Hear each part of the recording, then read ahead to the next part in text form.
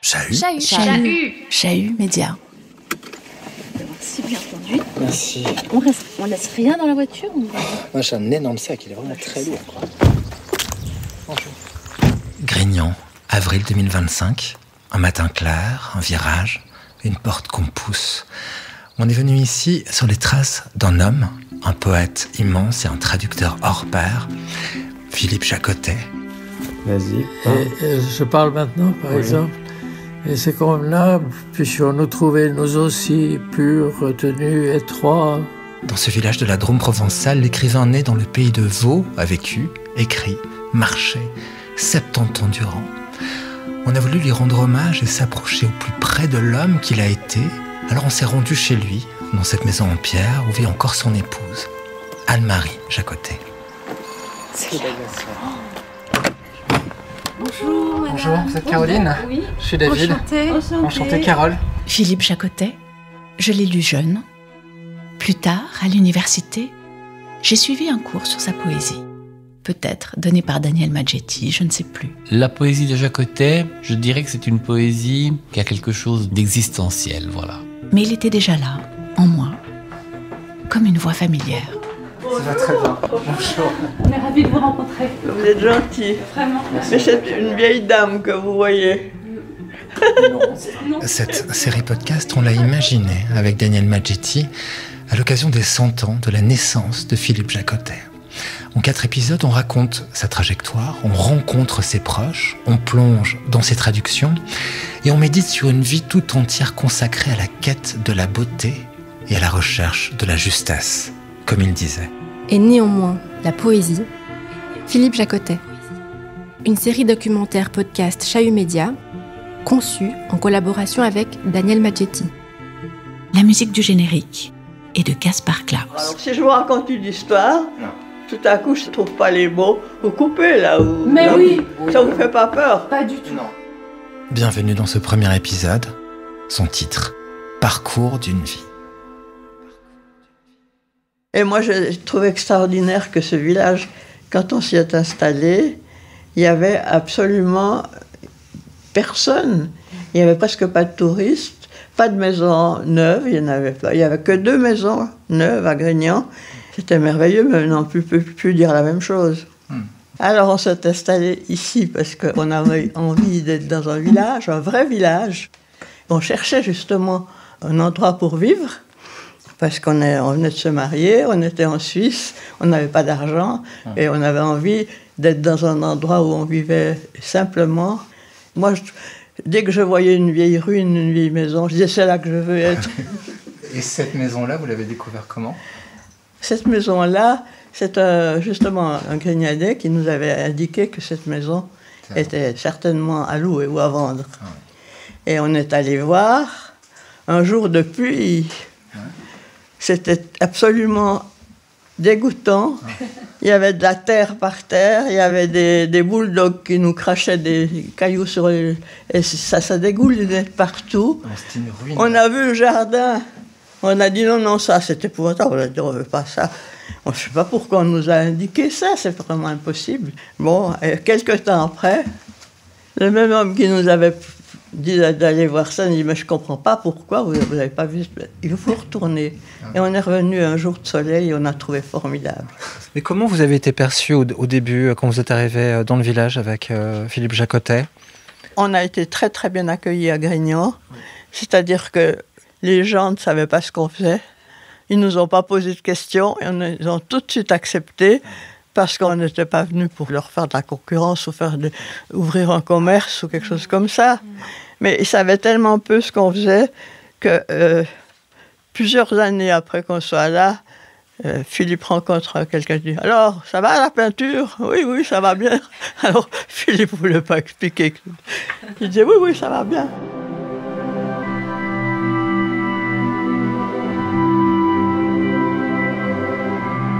Parler est facile, et tracer des mots sur la page, en règle générale, est risquer peu de choses. Un ouvrage de dentelière, calfeutré, paisible, on pourrait même demander à la bougie une clarté plus douce, plus trompeuse. Tous les mots sont écrits de la même encre. Fleurs et peur, par exemple, sont presque pareils. et j'aurais beau répéter sans du haut en bas de la page, elle n'en sera pas tachée, ni moi blessée. Aussi arrive-t-il qu'on prenne ce jeu en horreur, qu'on ne comprenne plus ce qu'on a voulu faire en y jouant, au lieu de se risquer dehors et de faire meilleur usage de ses mains.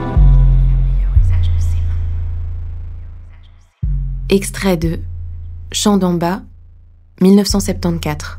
1953, Philippe Jacotet et son épouse s'installent à Grignan. À l'époque, ce n'est pas encore un lieu touristique, juste un village isolé, presque hors du monde. Ils ne connaissaient personne, aucune vie intellectuelle, artistique ou pour se nourrir. Donc ils ont dû créer leur petit monde tout seuls là-bas. Antoine Jacotet, éditeur, fils de Philippe Jacotet. Et ils ont aussi, au début, je me souviens, ils ont eu une petite vie sociale ils allaient jouer à la belote, aux cartes avec le gardien du musée ou des choses comme ça. Ensuite, assez vite quand même, je pense que la différence de style de vie, d'intérêt, etc., ont fait qu'il s'est retiré presque, je dirais, davantage. Il n'a pas beaucoup participé à la vie du village. Mais ma mère était plus sociable. Elle partait peindre dans la campagne. Elle était amie avec tous les paysans de la région. Elle partait en vélo, elle allait dessiner, elle rencontrait les gens facilement. Donc, ils avaient cette vie-là, mais je vous dis, dans une espèce de simplicité et de dénuement. C'était ça la vie. Et je pense que son isolement, il le compensait par une correspondance que moi, je découvre maintenant, si vous voulez. Évidemment, il était en relation avec Gustave Roux, mais aussi avec ses amis poètes français.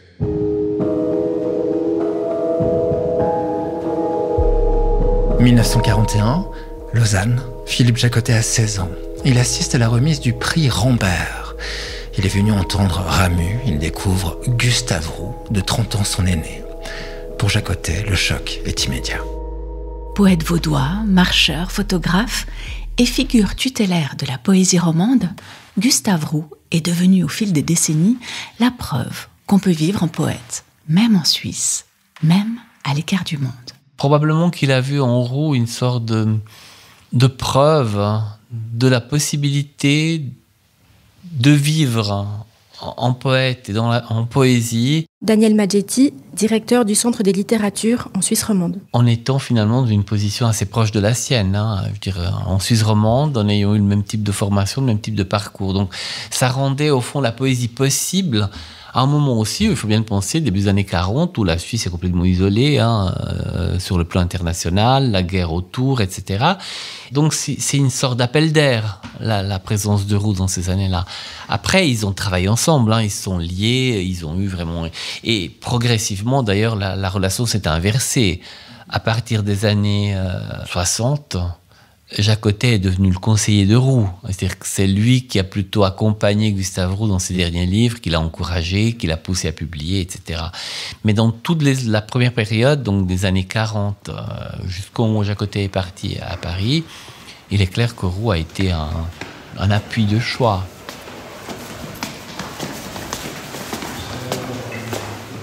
Lausanne, juin 1945. Cher Monsieur Roux, voici enfin ce petit signe de reconnaissance en ce livre maladroit à peine à la hauteur de sa présentation.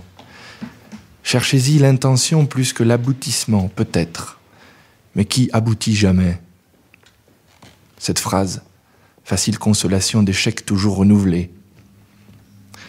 J'aurais voulu vous écrire longuement, car j'aurais 1000 choses importantes à vous dire, que votre admirable air agite en moi quand je le relis, et qu'a précisé l'excellent article de Béguin dans Labyrinthe. Mais je sais que vous êtes captif, une fois de plus, de vos devoirs, et moi aussi des miens. Ces examens en septembre, et des traductions de Siegfried Lang à faire pour forme et couleur. Une folie que d'avoir accepté cette tâche presque impossible, en tout cas si ingrate. Et me voilà réduit à ne pas vous écrire une vraie lettre, mais seulement ce vague message que je lance comme de derrière des créneaux de livres doctes où les moellons de Schopenhauer, de Platon, d'Aristote et de Kant s'entendent à me diviser de ce monde qui serait si nécessaire, si beau dans ce terrible été sec. À quand un long dialogue écrit ou même oral, cher monsieur?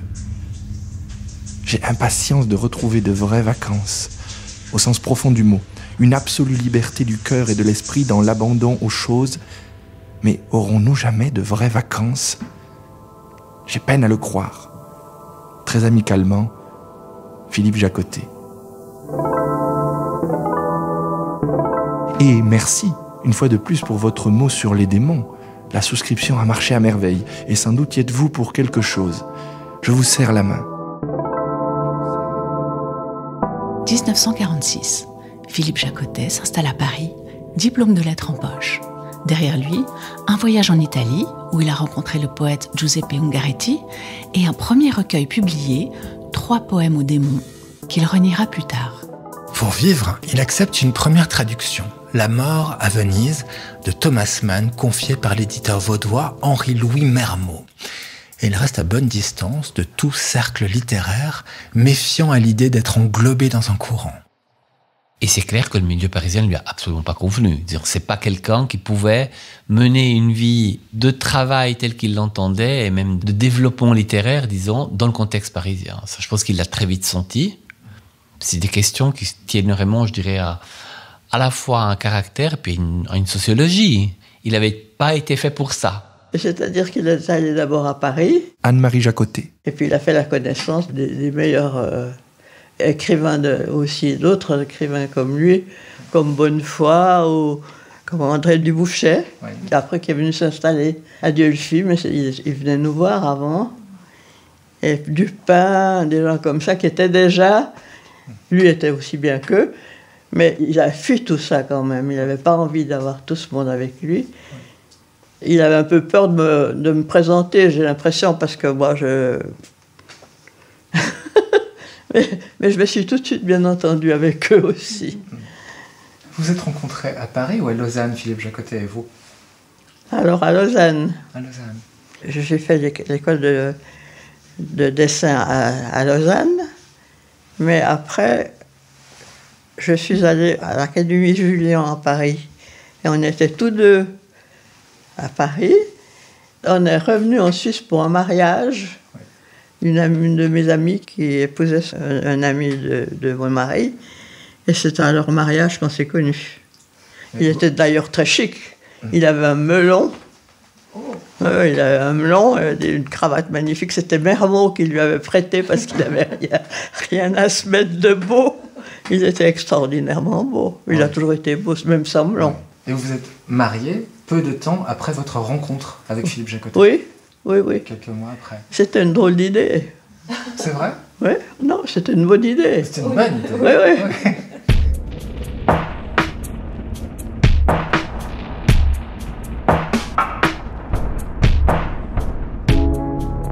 À 28 ans, Philippe Jacotet décide de vivre à Grignan.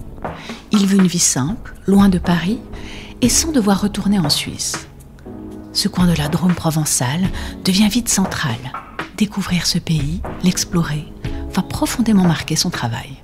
C'est un pays de marche, en un sens où, et on le verra beaucoup chez Philippe, d'entre-deux, c'est-à-dire un pays qui a à la fois une végétation méditerranéenne, ou en tout cas provençale, avec des chênes, quelques oliviers. Florian Rodari, éditeur, neveu de Philippe Jacotet. Des pins, et puis du blé, de la lavande, et je pense que l'ensemble... La multiplicité des aspects les a séduits, les lumières, c'est le Mont Ventoux au loin, c'est des petites collines, des montagnes de petite hauteur qui tout à coup a répondu à quelque chose qu'il aimait. C'était pas des grandes montagnes suisses avec des neiges éternelles, au contraire, il y avait une sorte de douceur qui a correspondu à un certain nombre d'émotions qu'il avait déjà eues. Et qui a fait que voilà, la tranquillité, le paysage, tout cela les a convaincus.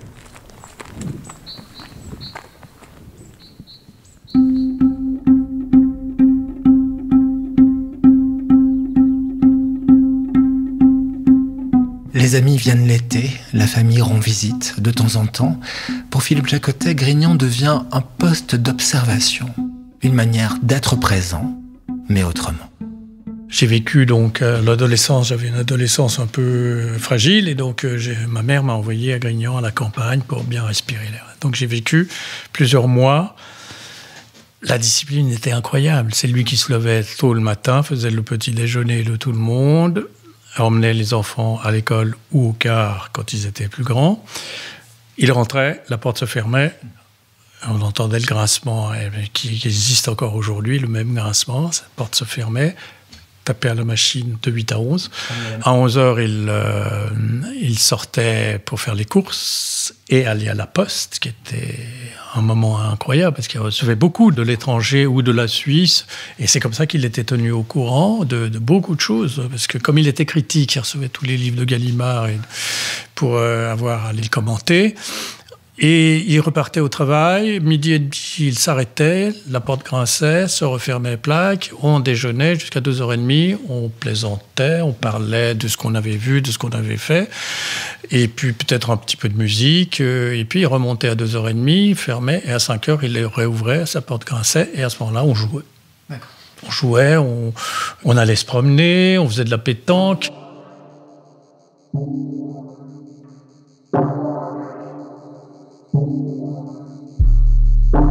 Ici, les journées sont organisées au cordeau. La traduction occupe l'essentiel du temps, c'est ce qui fait vivre Philippe Jacotet. La poésie, elle, se glisse dans les interstices. L'horaire fixe pour le travail, c'est l'horaire du traducteur. Antoine Jacotet. L'écriture poétique ou de prose c'est tout à fait autre chose. Et alors là, moi, je ne parle qu'à travers lui. Je veux dire, j'étais témoin de rien, je ne voyais rien, je ne savais rien. Je pense que c'était des moments qu'il arrivait à sauver dans sa journée ou dans la nuit, quand il se relevait peut-être, ou il se levait plus tôt le matin, quand il y avait quelque chose qu'il voulait vraiment. Mais c'est très frappant, moi ça me frappe maintenant, combien ça aura été en réalité difficile tout de même. Dans sa correspondance, on voit qu'il se plaint sans cesse de ne pas arriver à trouver le temps nécessaire qu'il aurait voulu pour écrire, parce que les besoins d'argent le rattrapaient sans cesse, vraiment. D'accord, donc c'est comme si la traduction était peut-être son métier, le gagne-pain. La poésie, c'était le travail de l'artiste ? Oui. Et qui n'était pas si facile à caser dans l'existence.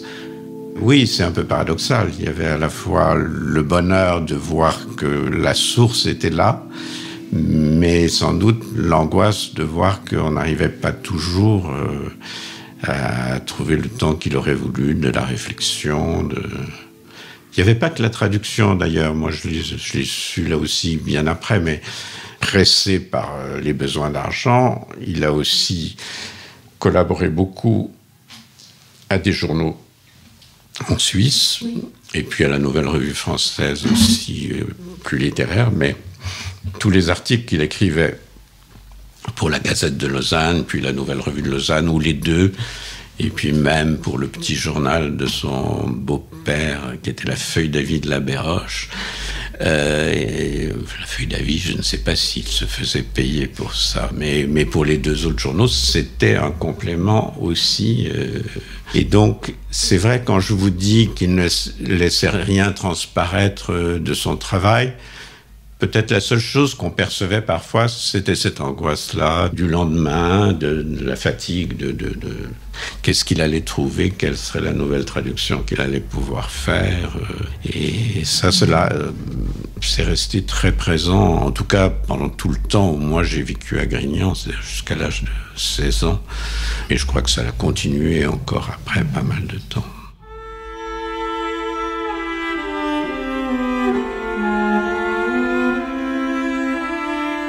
Mais alors, quand la poésie parvenait-elle à s'inviter ? C'est ce que je vous dis, travailler aux bonnes heures, et c'est tout. C'est comme ça qu'il a réussi à faire tout ce qu'il a fait. Et les promenades étaient aussi à des heures précises, ou là c'était un peu différent ? Oui, les promenades, on les faisait justement en dehors, quand il avait fini de travailler, ou alors samedi, dimanche surtout. Okay. L'habitant de Grignan. Parfois, un tel poids est sur nous que nous décidons de ne rien faire, et en particulier de ne rien écrire qui ne l'allège, mais encore ne l'allège qu'à bon droit. Cela se peut-il en parlant simplement d'un lieu ? C'est la question que je me suis posée devant ce texte. Provisoirement, en tout cas, rien d'autre ne m'intéresse, et tant pis si je m'égare. Il semblerait donc que je dispose d'une règle qui me permette de choisir entre le pire et le mieux, c'est-à-dire de quelque absolu ? Non. Mais comment s'expliquer ? C'est un peu comme si le mouvement de l'esprit vers une vérité pressentie révélait cette vérité, ou l'alimentait, comme si nous devions une bonne fois partir, puisque quelque chose nous y pousse, et que la voie créa, ou plutôt découvrit le but. Marche difficile, aux étapes dérobées.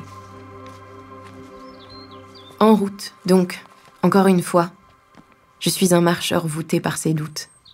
Mais il arrive que des souffles bienheureux m'emportent.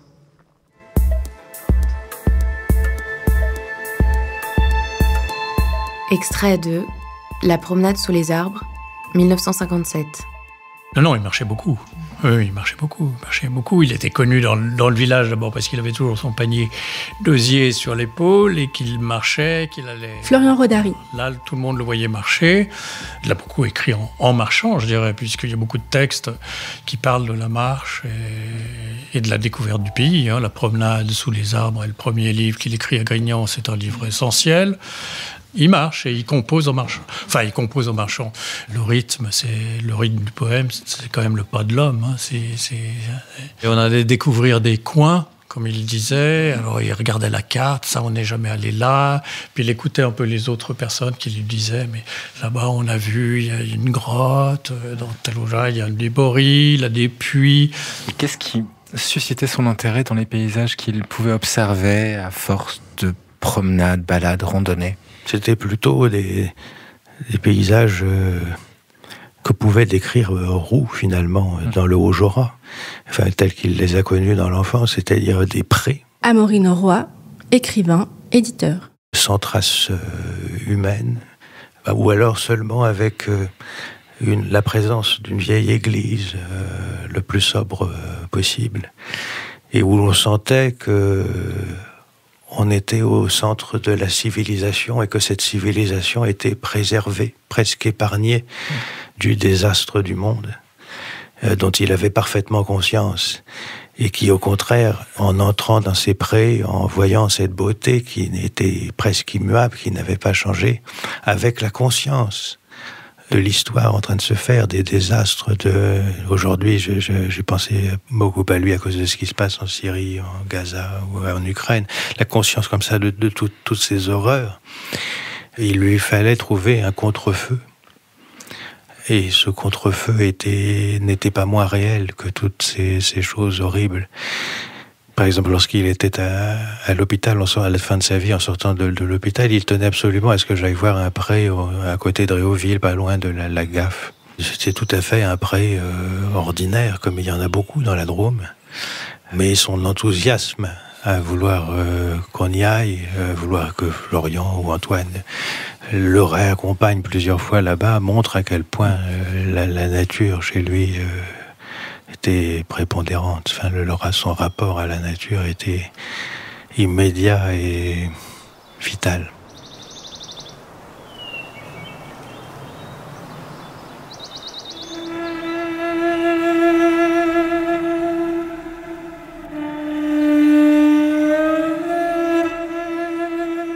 Nuages de novembre, oiseaux sombres par bandes qui traînaient, et laissez après vous, aux montagnes, un peu des plumes blanches de vos ventres, longs miroirs des routes désertes, des fossés, terre de plus en plus visible et grande, tombe et déjà berceau des herbes, le secret qui vous lie, arrive-t-il qu'on cesse de l'entendre un jour ?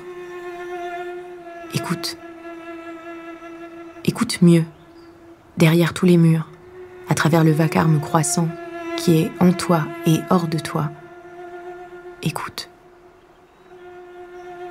Et puisent dans l'eau invisible, ou peut-être boivent encore d'invisibles bêtes, après d'autres, depuis toujours, qui sont venues, silencieuses, blanches, lentes, au couchant, ayant été dès l'aube obéissante au soleil sur le grand pré, la paix, cette lumière qui ne s'éteint pas la nuit, mais seulement se couvre d'ombre, à peine, comme se couvrent les troupeaux d'un manteau de sommeil.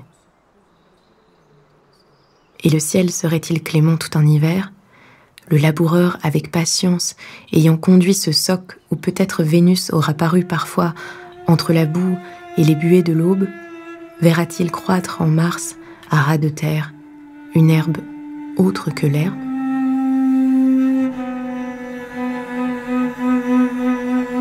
Poème issu de À la lumière d'hiver, 1977. Est-ce que le clavecin fonctionne encore ? Si on presse les touches, c'est un son qui sort ? Il fonctionnerait, mais je crois que c'est très compliqué. Alors qu'on interroge Anne-Marie Jacotet, un clavecin nous regarde. Il est vert, ses lignes élégantes.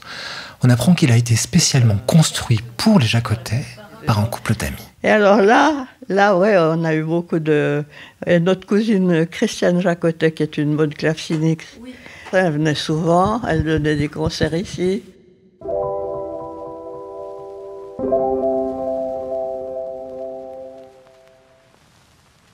Philippe joue du piano et du clavecin. Anne-Marie de la flûte.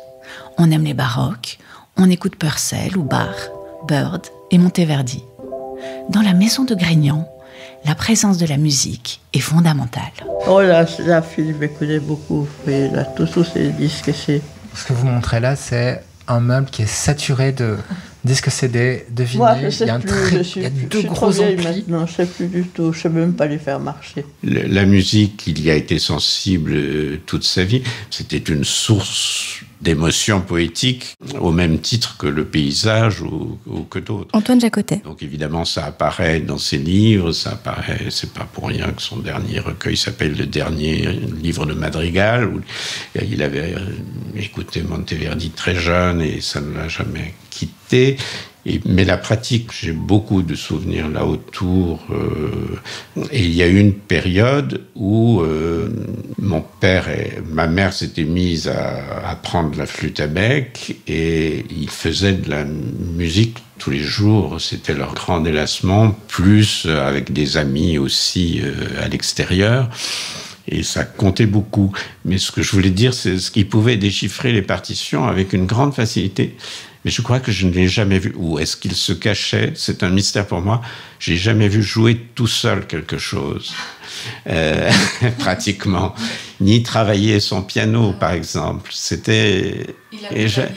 Il accompagnait, il adorait, il aimait ça, mais ça n'a jamais été une discipline ou un hobby, comme vous voyez.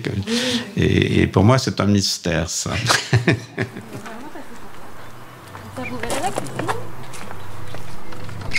Alors, en fait, elle est impressionnante, cette maison, parce qu'elle est vraiment très grande. Ce que vous dites, c'est très grand, mais il n'y a plus de place. Il n'y a plus de place à cause de quoi ? Vous allez voir, il y a des murs de livres. Dans cette maison, la musique s'invitait le soir. La poésie, elle, restait plus discrète. Et Philippe Jacotet, justement, ne se présentait jamais comme un poète. En compagnie des siens, on s'approche de lui davantage. Je ne savais pas que Philippe était un grand poète quand je suis venue travailler là. C'est vrai, ça c'est intéressant. Comment vous êtes rendu compte tout d'un coup ? Parce qu'il y avait des visites, il y avait des journalistes. Il y avait... Ce qui s'est passé, c'est que la première fois où je me suis occupée de lui, donc c'était pour un repas, je l'aidais. Caroline Tognolo, auxiliaire de vie au service du couple Jacotet. Et je trouvais ce monsieur très courtois, mais vraiment. Et quand il me parlait, mais j'étais subjuguée. Et dans ma tête, je me suis dit, mais on dirait qu'il me conte une histoire quand il me parle. C'était vraiment extraordinaire. Et puis, quelques temps après, j'ai appris qui il était. Et là, j'ai souri, parce que il le respirait, en fait. C'était, voilà, poète dans l'âme. Ce que je voudrais dire tout d'abord, c'est que si l'on a une idée du poète ou du grand écrivain dans la vie quotidienne, il n'avait rien de tout cela, vraiment pas. C'était l'homme le plus normal qu'il soit, le père le plus charmant, le plus attentionné, et justement qui au fond ne laissait rien transparaître de ce qui lui importait le plus, de ce qui était sa vie intérieure, de sa vie d'écrivain.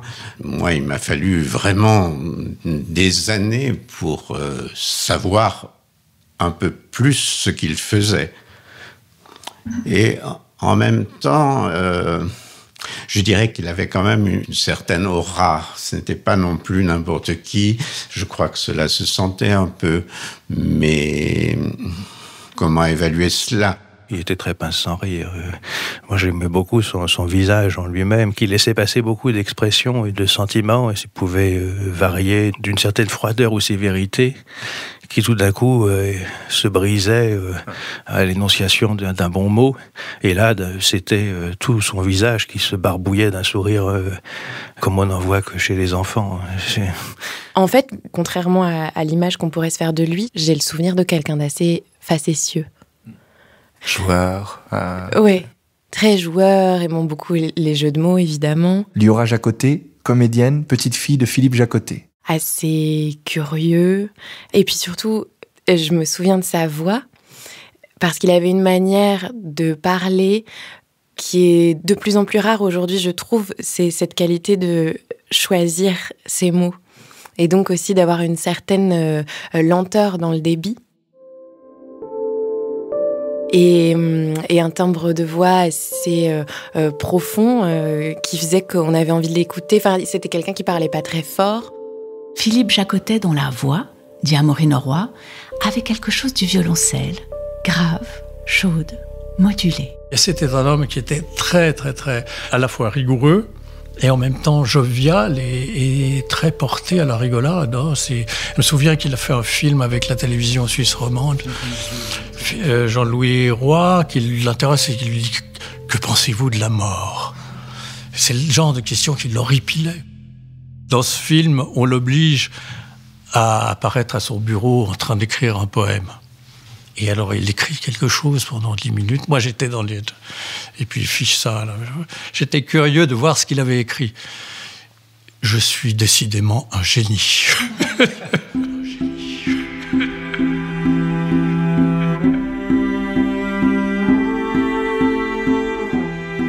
Mais on peut vous montrer, je veux quand même vous montrer. Oui, vous venez avec nous.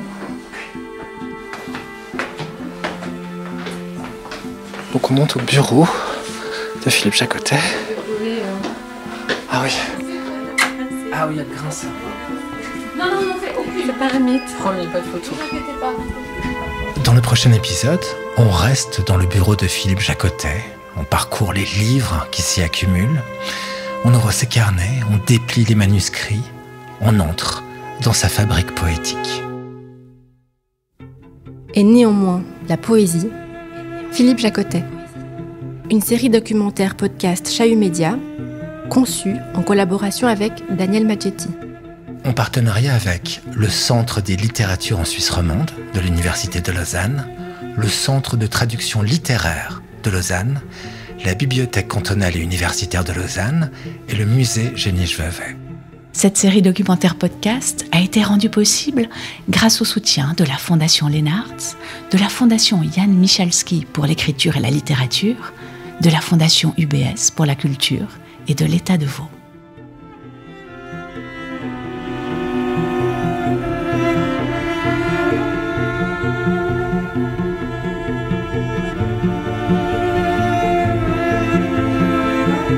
Thank you.